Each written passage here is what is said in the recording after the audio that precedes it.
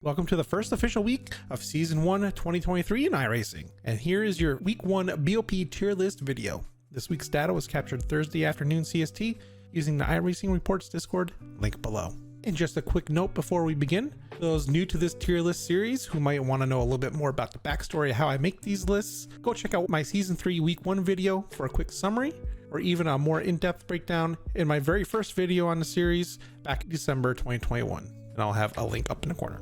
Alright, and again, this season there are no new vehicles entering the fold for us here. However, there was a huge update to the GT3 class, altering BOPs significantly.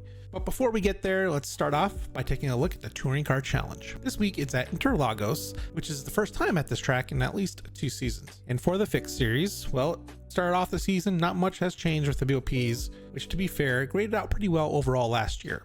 However, here I got the Honda Civic in a D tier, the RS3 in a C, the Veloster in an A, with the Elantra taking the S tier. And so here's your Touring Car Challenge fixed tier list for this week at Interlagos. Alright, now we swing over to the Open Series, and with the Open setups, the RS3 falls behind a bit, stays in a C. The Honda jumps up to an A, the Veloster, as well in A, while the Elantra continues to hold on to an S tier position. So here's your tier list for the Touring Car Challenge Open setup at Interlagos. Alright, next we move on to the GT4 series, and this week the GT4s are making their debut at Oran Park. And for the fixed series, across the board the BOP is looking solid. All median average lap times are under a second from the fastest timed car. Thus I have the McLaren and Porsche in a B, the BMW, Mercedes, and Aston Martin with median times under a half second from each other, all going A tier. So here's your GT4 Challenge fixed tier list for this week at Oran Park. And for the Open Series, all cars are still in that 1 second window in pace, but slightly more separated. Still have the McLaren and Porsche in B, but the BMW joins them as it fails to find enough pace with setup adjustments to keep up with our A tier cars, the Mercedes and Aston Martin. But again, overall, a good start to the BOP profile for the GT4s. And here's your GT4 Challenge Open tier list for Oran Park.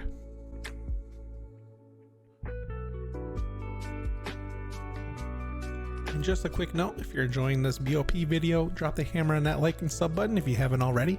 If you'd like to show a little bit more support for the work I put into these types of videos, there's also the super thanks and join buttons below.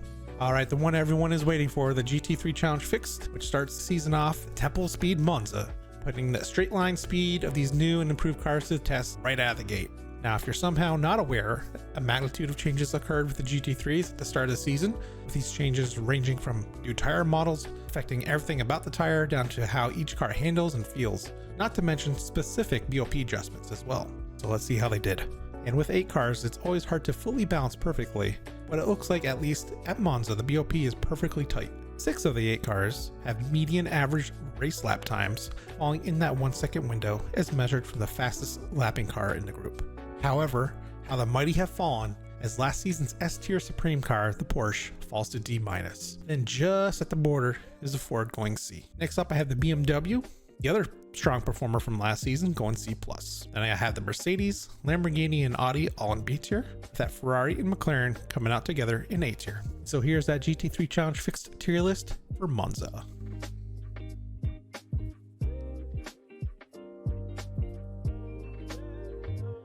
Alright, now let's see how the BOPs pan out for the GT3s in the 40-minute open setup VRS Sprint race. So with the setup adjustments, we do see some differences, but relatively similar results. I got the Porsche joined by the Ford in D tier, the Mercedes and BMW falling to C, and here we have a slight separation from the back, with that Lambo and Audi taking a B+, and that Ferrari and McLaren stepping up and taking an A+. And so here's our VRS GT3 Sprint tier list for this week at Monza.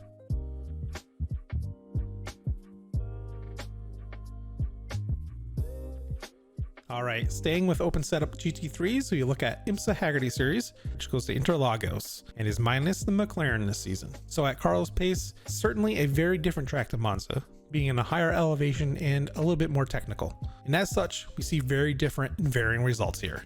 In D tier, I have the Mercedes. C tier, the Porsche and Ferrari. Then I will put the Audi in a B, the BMW A, which usually performs very well at high elevation tracks like Interlagos. and a Lamborghini going A+. From these two different results in the two series, it certainly will be interesting to see how track sensitive these cars ultimately will be. Stay tuned. Here is your IMSA Hagerty Series GT3 tier list for this week at Carlos Pace, aka Interlagos.